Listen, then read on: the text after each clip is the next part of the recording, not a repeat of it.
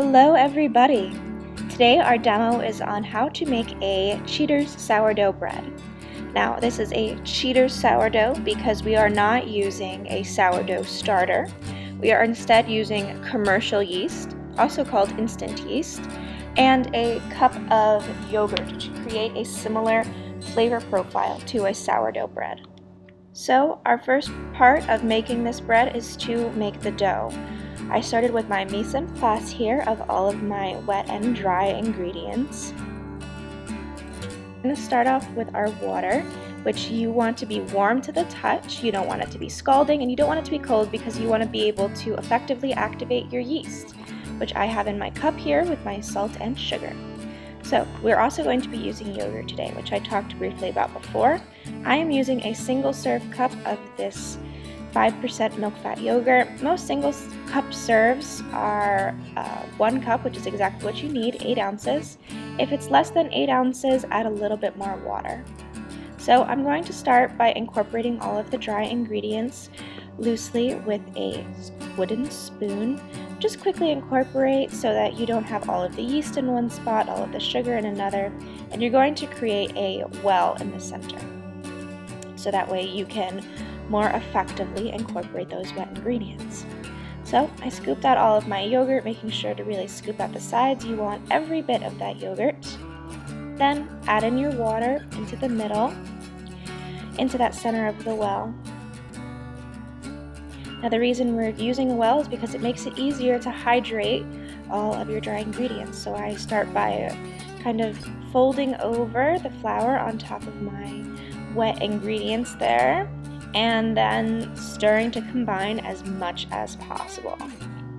You're not going to be able to completely combine using just a spoon. This is technically a no-knead recipe, but that means we aren't going to be kneading for 5 to 10 minutes like a usual loaf would knead.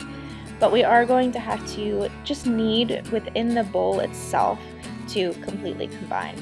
So once you feel like you can't get any further using a spoon, so see how it's mostly combined but still a little crumbly, use your hands to fold over that dough, using the heel of your hand to really get in there and incorporate all of those dry bits.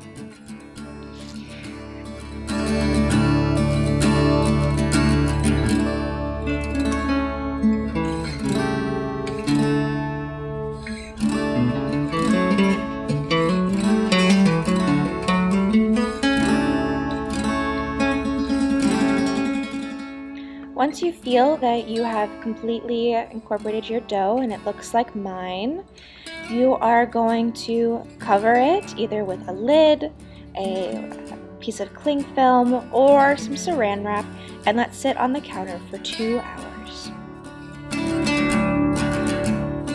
So, step 2 of creating our bread is going to be the proving and the shaping stage. We are going to let this dough prove overnight in the fridge to create a signature tang to it. I let mine prove a little bit longer than overnight. See my recipe for some possible timelines that you guys can be following. So I'm just going to be pulling it out here. Once you pull it out of the fridge, you want to let it come up to room temperature on your countertop. This should take about an hour. You want it to be cool to the touch, but again, not cold, like touching the glass in your refrigerator. Towards the end of the time that it is warming up on the countertop, you are going to start preheating your oven. And I have included in this demo video some advanced bread techniques. This advanced bread technique is going to be creating steam in the oven. You're going to do that by placing an oven-safe vessel into the bottom rack of your oven, such as a cookie sheet with a lid. And let that preheat while your oven is coming up to temperature. While your oven is coming up to temperature, we're going to shape our loaf. So dump out your risen bread onto a prepared cookie sheet. I prepared it by placing a piece of parchment paper down. So again, advanced bread technique number 2 is we're going to be shaping our dough. So this is the shaping method 1, which is twisting the dough around. So you're going to take your hands on either side of the bread and gently twisting it around to create a taut surface that will later become the crust. So this is to create a nice round shape. This shape of loaf is called a boule. The other way to shape it is by tucking it under. Again, you're going to take your hands on either side of the loaf and pulling some of the top underneath. This one you have to repeat several times on opposite ends of the bread until it has come to be the shape that you like. After we shaped, we're going to slice or slash our bread to create some vents for steam so we can continue to get that effective rise. I am using this tool, which is called a bread lamb. Again, I take baking very seriously, so this you can do some fancy slashing, but it's unnecessary. So just use a sharp knife, and you want to cut about 1/4 of an inch deep into your loaf. Final part, we are going to bake up this loaf of bread.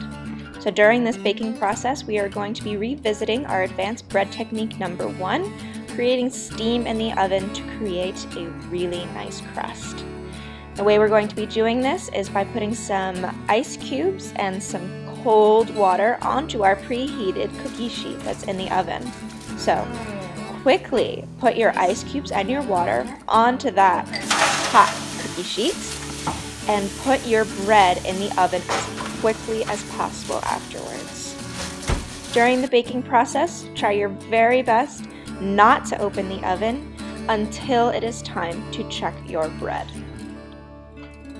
So bake your dough at 425 degrees for 30 to 40 minutes, and you'll know it's done when your loaf takes on a beautiful, deep golden brown color and sounds hollow when you knock on the bottom.